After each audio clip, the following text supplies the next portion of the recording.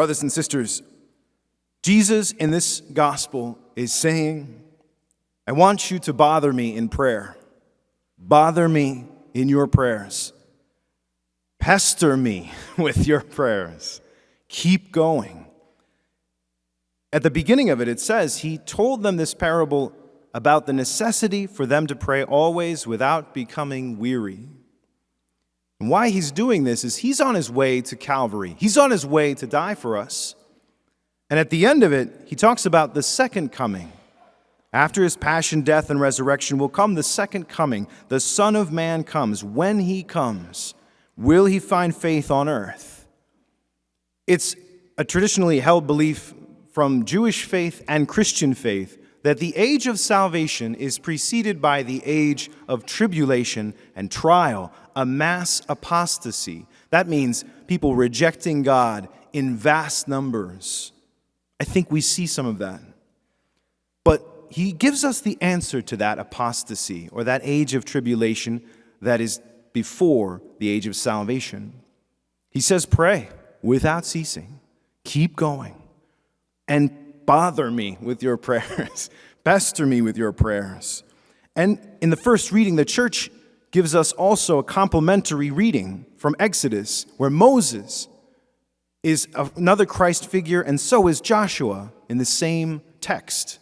Moses holds his hands up like this, just like Jesus on the cross. Moses and the Israelites had just finished leaving Egypt, leaving slavery through an act of God. And then they are now traveling and being pestered, of course, by Amalek and the Amalekites. And they're nomadic sort of scavenger kind of gangs and marauders. So they were being picked off, and then finally they go right at them. And these are Israelites. They had just left slavery. They were slave kind of conditioned, not battle ready, nor warriors. And they were weak. And then they get attacked.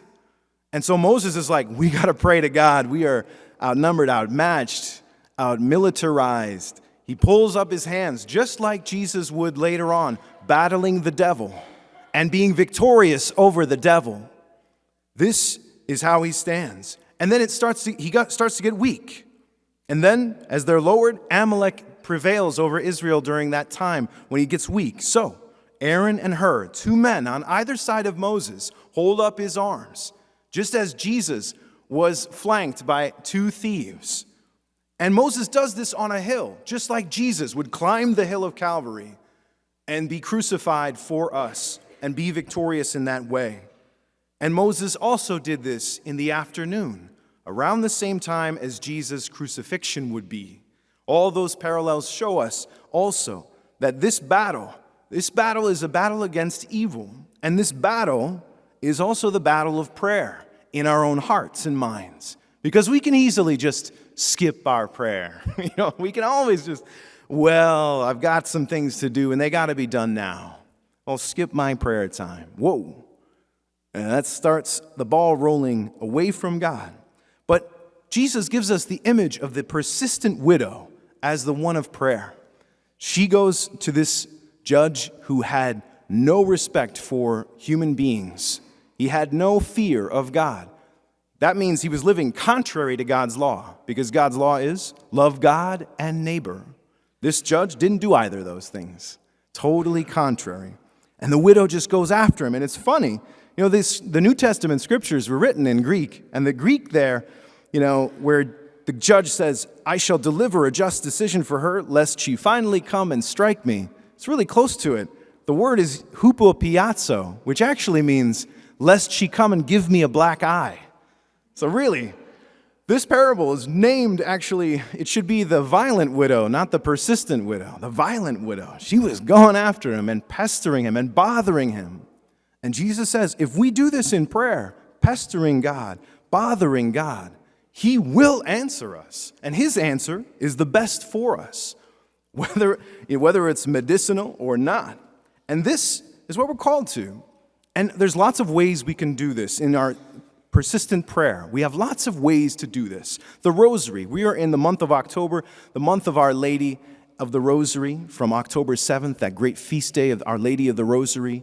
Also, that is the family prayer, too. I know a family of 6 kids, and my buddy, They pray the rosary every night together, and it calms all the kids down too, because they're kind of like, all right, we do this. This is part of our life here. And they do it, and it's awesome. I've been there with them, praying it with them, and I just look around, and I'm like, this is what it's supposed to be.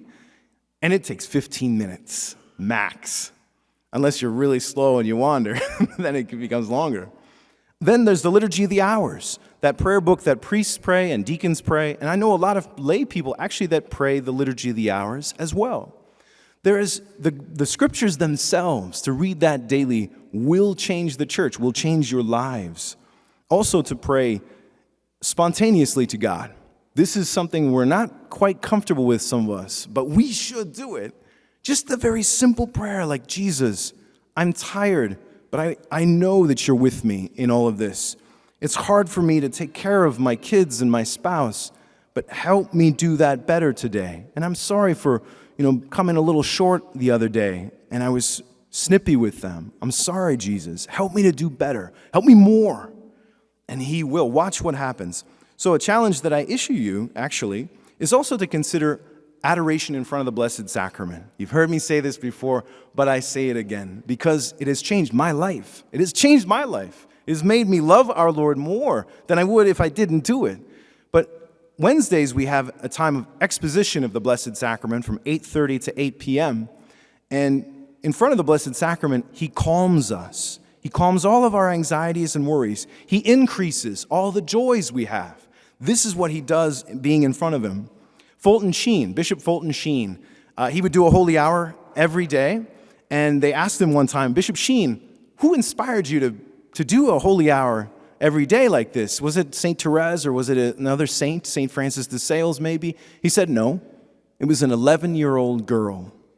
He said there was an 11-year-old girl back in communist China who did a holy hour. And this is how it happened. The communist government was closing down Catholic churches with the military. And so they burst into this church one day, arrested the priest, and all the people scattered after they had pushed over a ciborium, the golden bowl with the Eucharistic hosts in them. They had pushed it over. 32 hosts landed on the floor, desecrating the Eucharist.